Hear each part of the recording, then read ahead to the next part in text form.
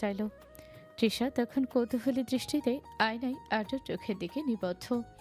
আর্য সেই নীলচে ধূসর চাহনি আজ কিঞ্চিত নমনীয়। ও এক হাত পেছন দিকে বাড়িয়ে টুইঙ্কেলের গাল ছুঁয়ে মৃদু হাসল।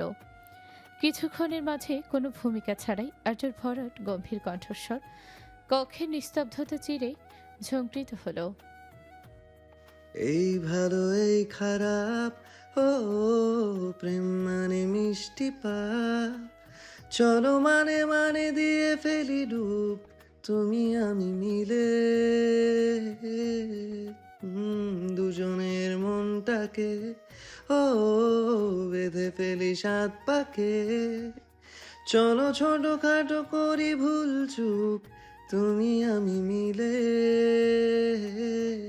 সাজিয়েছি ছোট্ট এক ফালি সুখ, রাজি আছি আজকে বৃষ্টি নামুক, তুমি আমি ভিজবো দুজনে খুব, ভরসা দিলে। আর্যর কণ্ঠে গানের প্রতিটি কলি তৃষার হৃৎপিণ্ডে যেন অননুভূত এক কম্পন সৃষ্টি করল। ও বিস্ময়ে অভিভূত হয়ে আর্য সেই বলিষ্ঠ পিঠের দিকে তাকিয়ে রইল। পরক্ষণেই দ্রুত আয়নায় আর্যর চোখের দিকে নজর দিল। আর্যর ঠিক সেই মুহূর্তে আয়নায় তৃষার চোখের মণি বারবার দৃষ্টি নিবদ্ধ করল। দুজোড়া চোখের সেই নীরব সংঘর্ষে তৃষা যেন নিজেকে পুরোপুরি হারিয়ে ফেলল। ও কিঞ্চিত অপ্রস্তুত হয়ে তড়িঘড়ি করে দৃষ্টি সরিয়ে নিল। কিন্তু রাঙা কপলদায় আর ঠোঁটের কোণে ওই সূক্ষ্ম হাসিটা আরও নজর এড়াল না। প্রায় 8.5 ঘন্টার দীর্ঘ সফরের সমাপ্তি ঘটিয়ে চিরপরিচিত শুকনীরের আঙিনায় এসে থেমেছিল আর্যর গাড়িখানা। তৃষার উচ্চ মাধ্যমিক অতি সন্নিকটে হওয়ায় ওরা সরাসরি ঢাকাতেই ফিরেছে। তবে ফেরার পর অবসাদ শরীরকে আষ্টেপৃষ্টে জড়িয়ে ধরেছিল তৃষার। তাই এর বিন্দুমাত্র সময় ব্যয় না করে ঘুমন্ত টুইঙ্কেলকে ওর কক্ষে শুয়ে দিয়েই তৃষা গা এলিয়ে দিয়েছিল নরম শয্যায়। ঘুমের গভীর আবেশে কখন যে সময় তড়িৎ বেগে বয়ে গেছে তার টেরও পায়নি সে। হঠাৎ তন্দ্রাচ্ছন্নতা টুটে যেতেই জানালার ফাঁক দিয়ে আসা রাতের হিমেল হাওয়ায় শিউরে উঠল তৃষা। বালিশের পাশে রাখা ঘড়িটার দিকে নজর পড়তেই ওর চক্ষু চড়কাচ। ঘড়ির কাঁটা রাত 8টা বেজে 10-এর ঘরে। বাইরে তখন অমাবস্যার নিবিড় তিমির। মহানগরীর আকাশ থেকে চ্যুত হওয়া ধুলোবালি আর সোডিয়ামের আলো মিলেমিশে এক অদ্ভুত রহস্যময় পরিবেশের অবতারণা করেছে। দূরের কার্নিশে কোনো এক নিঃসঙ্গ পাখির ডানা ঝাপটানোর শব্দ রাতের গাম্ভীর্যকে আরো গাঢ় করে তুলছে। তৃষা তড়িঘড়ি করে বিছানা ছাড়ল। মনে মনে নিজেকেই ভৎসনা করল সে। হায় খোদা, এ এমন মরার মতো ঘুমিয়েছিলাম। ইস, ওরা বোধহয় এখনো না খেয়ে বসে আছে। ছি, কি করলাম! ও তৎক্ষণাৎ বিছানা থেকে নেমে পড়ল। দ্রুত পদক্ষেপে অসমে গিয়ে মুখে এক ঝলক শীতল পানির ছাপটা দিয়ে নিজেকে সতেজ করে নিল। ভেজা মুখটা তোয়ালে দিয়ে মুছতে মুছতে অস্থির চিত্রে রান্নাঘরের দিকে পা বাড়ালো। মনের কোণে একরাশ অপরাধ বোধ বাসা বেঁধেছে ওর। ইস, ওর কারণেই বোধহয় সবাই ক্লান্তিতেই না খেয়ে ঘুমিয়ে গেল। ও যখন এ সকল চিন্তায় নিমগ্ন হয়ে রান্নাঘরের চৌকাঠে পা রাখল, সঙ্গে সঙ্গে চক্ষুদয় বিস্ময়ে স্থির হল ওর। অন্দরের সেই স্নিগ্ধ আলোয় দেখা মিল এক অবিন্যস্ত কেশরাজের অধিকারী ঘমর্ত পুরুষ অবয়ব। তীক্ষ্ণ শৈল্পিক দেহে কিচেন অ্যাপ্রনটা বেশ ভালোই মানিয়েছে। তৃষা দরজায় ঠের দিয়ে দাঁড়িয়ে অপলক চেয়ে রইল। ক্রস খেল কিনা কে জানে। আর্য তখনও চপরের সবজি কাটতে ব্যস্ত। হঠাৎ সবজি কাটার জন্য উৎপন্ন একটানো শব্দের সমাপ্তি ঘটতেই ধ্যান ভাঙল তৃষার। ও তৎক্ষণাৎ খানিক নড়ে উঠে মৃদু স্বরে শোধালো, আপনি আপনি রান্না করছেন? আর্যের হাতে চাপাটা একবার থেমে আবারও সচল হলো। ও একবারও তৃষার দিকে না তাকিয়ে তেরছাভাবে প্যানের দিকে চেয়ে গম্ভীর গলায় বলল, আপনার কি মনে হয় মিসেস, আমি মেরিন ইঞ্জিনিয়ারিংয়ের পাশাপাশি না খেয়ে থাকার ট্রেনিংও নিয়েছি? 8 ঘন্টা ড্রাইভ করে আসার পর কারো না কারো তো ডিনারের চিন্তা করতে হবে। তৃষা অপরাধ বোধে কুকড়ে গিয়ে 2 কদম এগিয়ে এসে আমতা আমতা করে বলল, আসলে আমি খুব টায়ার্ড ছিলাম তো। আপনি কেন কষ্ট করতে গেলেন? দিন, আমি করছি।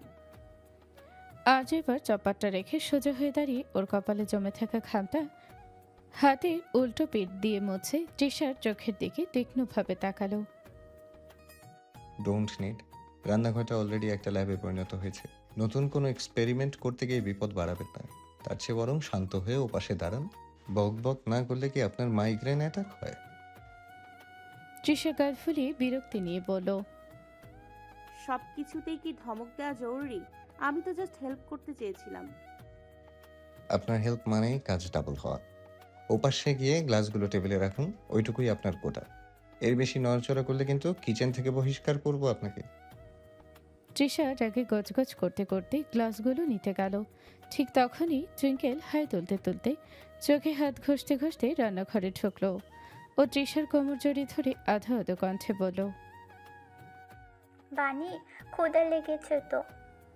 তৃষা এক ঝলক আর্যর দিকেই ইশারা করতেই টুইঙ্কেল অসহায় স্বরে বলল, ও বানি, নো প্লিজ, তুমি কিছু করো না। পাপা ওসব ঘাস পাতে কি রান্না করে? তৃষা টুইঙ্কেলের কথা শুনে হাসবে না কাঁদবে ভেবে পেল না।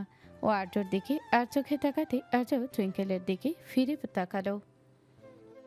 সবজিকে ঘাস পাতা বলে, এটা তোমাকে কে শিখিয়েছে মাম্মা? টুইঙ্কেল বাচ্চামি সুলভ কণ্ঠে বলতে গেল। টুইঙ্কেলের এই ছোট্ট স্বীকারোক্তির পিঠে তৃষার হৃৎপিণ্ডটা এক মুহূর্তের জন্য গলার কাছে এসে টিপ টিপ করছে। আর্যর তীক্ষ্ণ দৃষ্টি তখন অনুসন্ধিৎসু হয়ে তৃষার দিকে স্থির হতেই তৃষা আর এক মুহূর্ত দেরি করল না। ও ঝটকা দিয়ে টুইঙ্কেলকে নিজের দুই বাহুর হাতের বেষ্টনীতে আঁকড়ে ধরে কিছু বুঝে ওঠার অবকাশ না দিয়ে আদো হাতে ওর কোমল ঠোঁট সামান্য চেপে আর্যর দিকে তাকিয়ে একাল বোকা হাসির রেখা ছাড়িয়ে তোতলামি করে বলল, আরে না না না, টুইঙ্কেল বোধহয় ঘুমের ঘোরে ভুলভাল বলছে। আসলে বলতে চাইছে যে সবজি খেলে মানুষ অনেক শক্তিশালী হয়, তাই না সোনা? কথাটা শেষ করে ও একরকম পাজাকোলা করে টুইঙ্কেলকে কোলে তুলে নিল। আর্য সরু চোখের কৌতূহলী চাহনিকে পাত্তা না দিয়ে ও পেছনের দিকে দৌড়াতে দৌড়াতে বলল, আপনি রান্না শেষ করুন মিস্টার, আমি ওকে নিয়ে হাত মুখ ধুয়ে ডাইনিং টেবিলে আসছি। একদম দেরি করবেন না কিন্তু। বাই। রান্নাঘর থেকে এক প্রকার পালিয়ে ড্রয়িং রুমের সোফা এসে ধপ করে বসল তৃষা। টুইঙ্কেলের মুখ থেকে হাত সরিয়ে বুক ভরে দম নিতে নিতে ফিসফিস করে বলল, ওরে আমার নাদান রে, পাপার সামনে ওসব কথা বলতে হয়? এখন যদি মিস্টার রোবট জেনে যেত যে আমি সবজিকে ঘাস পাতা বলি, তাহলে ডাইনিং টেবিলই আজ কোর্টরুম হয়ে যেত। টুইঙ্কেল ফিক করে হেসে দিয়ে তৃষার গাল টেনে ধরল। সরি বানি, আমি বুঝতে পারিনি। তৃষা টুইঙ্কেলের তুলতুলে জলে ছোট্ট চুমু এঁকে বলল, ইটস ওকে সুইটহার্ট। হামিদা বেগমের কড়া শাসন আর বর্ষণমুখর সন্ধ্যার অশুভ সংকেতে মেহসানা এক প্রকার বাধ্য হয়ে আজ আদ্রিয়ানের বাসায় এসেছে। দীর্ঘ সফরের ক্লান্তি কাটাতে ও গেস্ট রুম ভেবে যে কক্ষটিতে ঢুকেছিল সেখানে এসির স্নিগ্ধ পরশ পেতেই কখন যে অঘরে ঘুমিয়ে পড়েছে তার হদিস নেই। হঠাৎ করে কানের খুব কাছেই কারো গলার আওয়াজ আর মৃদু খসখস শব্দে তন্দ্রা ভেঙে গেল মেহসানার। ধরফড়ে উঠে বসে ও দেখল কক্ষের আবছালের সামনে দাঁড়িয়ে আছে আদ্রিয়ান। ও তখন নিজের শার্টের বোতাম খুলতে ব্যস্ত ছিল। মেহসানাকে ওভাবে বিছানায় আবির্ভূত হতে দেখে আদ্রিয়ান এক মুহূর্ত স্থির হয়ে গেল। পরক্ষণে বিরক্তির চরম সীমায় পৌঁছে ওষ্ঠ কুঁচকে বলল, স্টুপিড গার্ড, আপনি কি এখন মানুষের বেডরুম দখল করা শুরু করেছেন? আমার রুমে এভাবে চোরের মতো এসে আস্তানা গেড়েছেন কেন? Get out of my bed. Mehsana ঘুমের ঘরে হতভম্ব হয়ে দ্রুত বিছানা থেকে নামল। এলোমেলো ওড়নাটা সামলে নিয়ে চারদিকে একবার চোখ বলি বিড়বিড়িয়ে বলল, উইয়ার্ড, এটা আপনার রুম? আমি তো ভেবেছিলাম এটা গেস্ট রুম। সরি, জানতাম না। বলেও দরজার দিকে এক কদম বাড়ালো।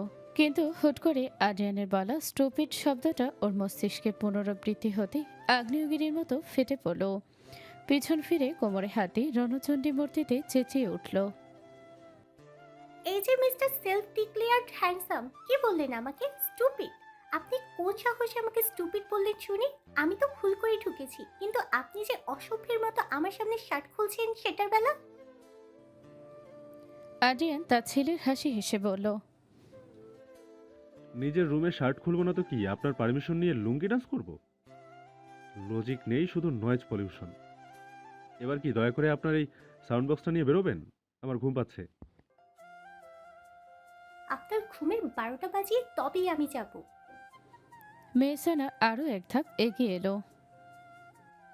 অসভ্য অভদ্র লোক কোথাকার, একটা মেয়ের ঘুমের সুযোগ নিয়ে তার সামনে দাঁড়িয়ে শরীর খুলছিলেন। আদ্রিয়ান এবার সত্যি কপালে হাত দিয়ে একটা দীর্ঘশ্বাস ফেল। ও বুঝলো এই মেয়ের সাথে তর্কে জেতা মানে খাদের কিনারে দাঁড়িয়ে গান গাওয়া। ও শান্ত গলায় বলল, ঠিক আছে বাবা, আমি স্টুপিড, আমি ল্যাম্পপোস্ট। এবার কি আপনি যাবেন নাকি সিকিউরিটি ডাকবো? মেহসানা নাক ফুলিয়ে দাঁত কিরমির করতে করতে বলল। বেত্তমিজ। বলেই ও ধপধপ পা ফেলে ঘর থেকে বেরিয়ে এলো। করিডোরে দাঁড়িয়ে একটা লম্বা শ্বাস নিয়ে পাশের ঘরের দিকে হনহন করে হেঁটে গেল। মেহসানা গজগজ করতে করতে অপর প্রান্তে রুমের দরজাটা ঈষৎ খোলা দেখে ও কোনো চিন্তা না করে ভেতরে ঢুকে পড়ল। রুমের ভেতর সাবরিনা আর মৃত্তিকা সোফায় বসে নিচু স্বরে কথা বলছিল। মেহসানার এমন ঝড়ের বেগে প্রবেশ আর উস্কো খুস্কো চুল দেখে দুজনেই অবাক হয়ে তাকিয়ে রইল।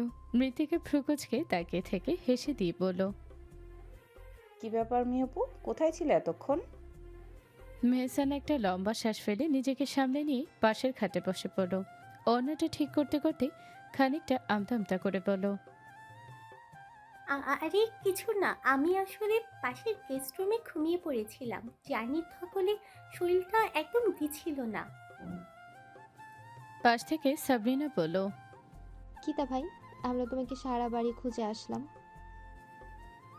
ঠিক তখনই দরজার ওপাশ থেকে হামিদা বেগমের কণ্ঠস্বর শোনা গেল। তিনি ঘরে ঢুকে মেহসানাকে দেখে একটা স্বস্তির নিঃশ্বাস ফেললেন।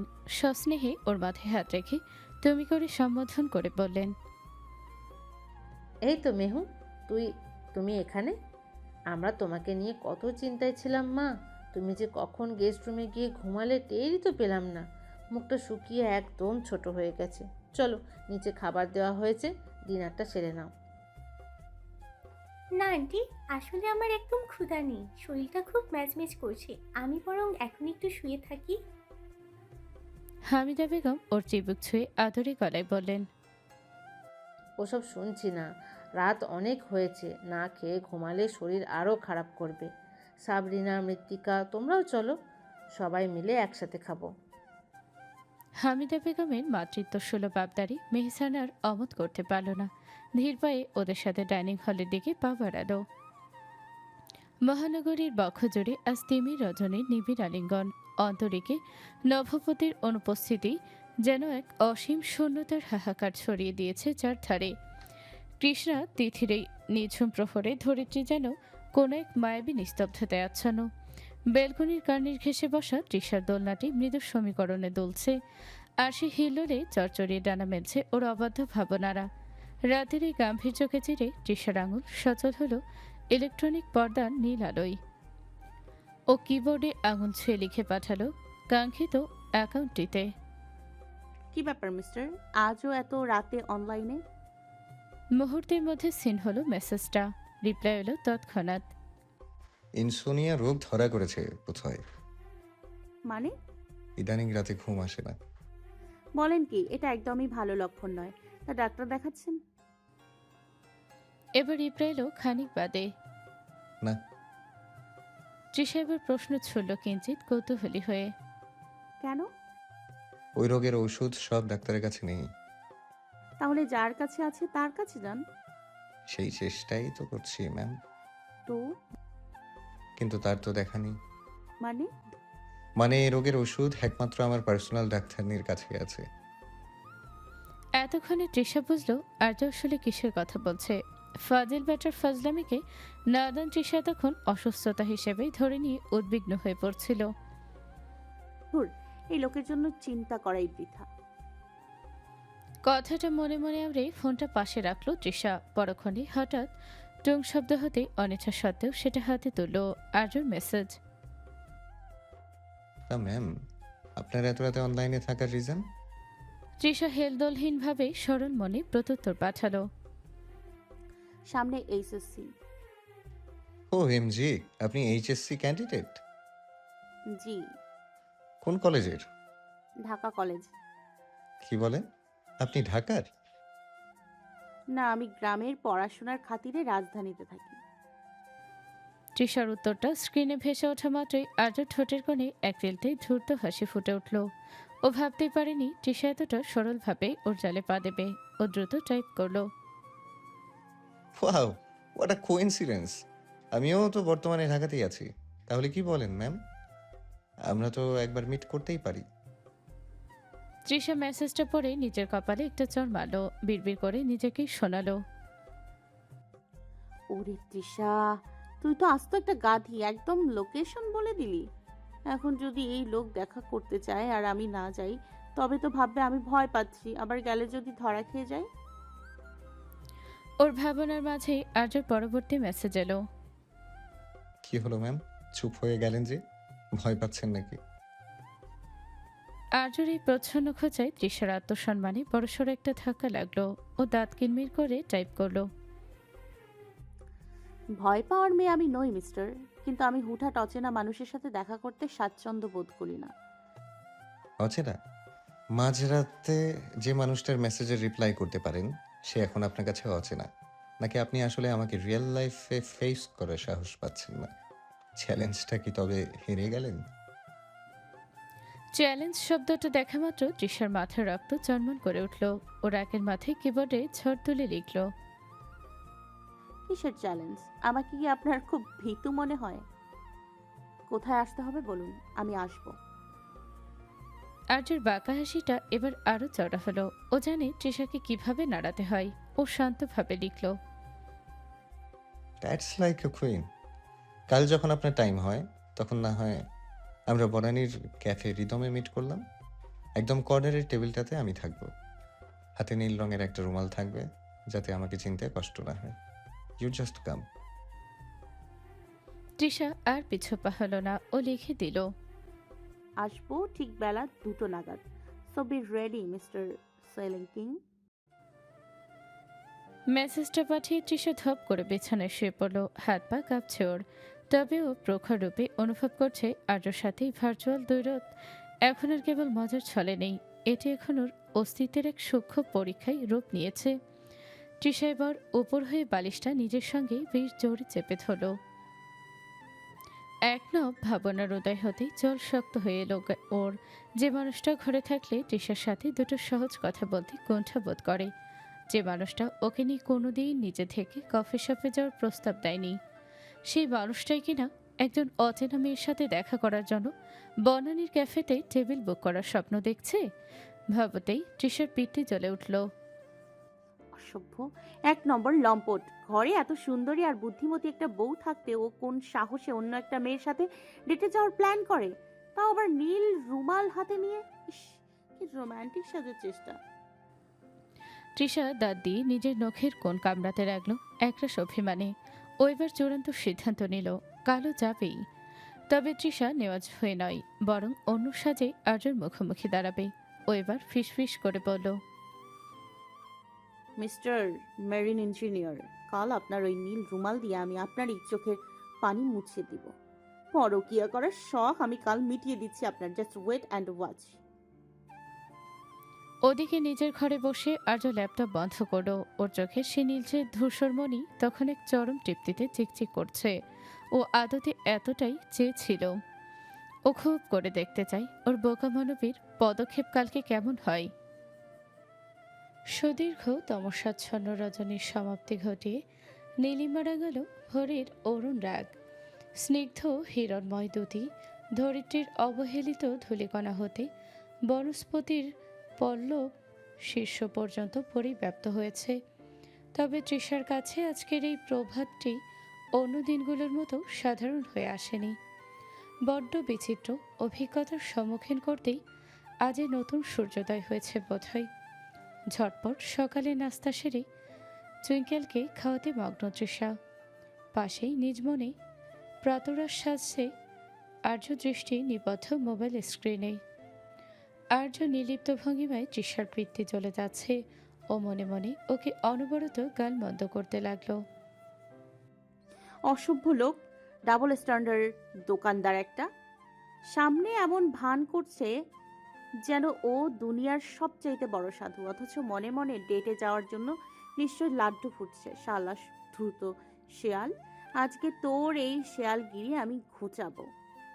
তৃষা নেওয়াজের মতো মেয়ের বর হয়ে পরকিয়া, তোর 12টা বাজাচ্ছি আজ আমি।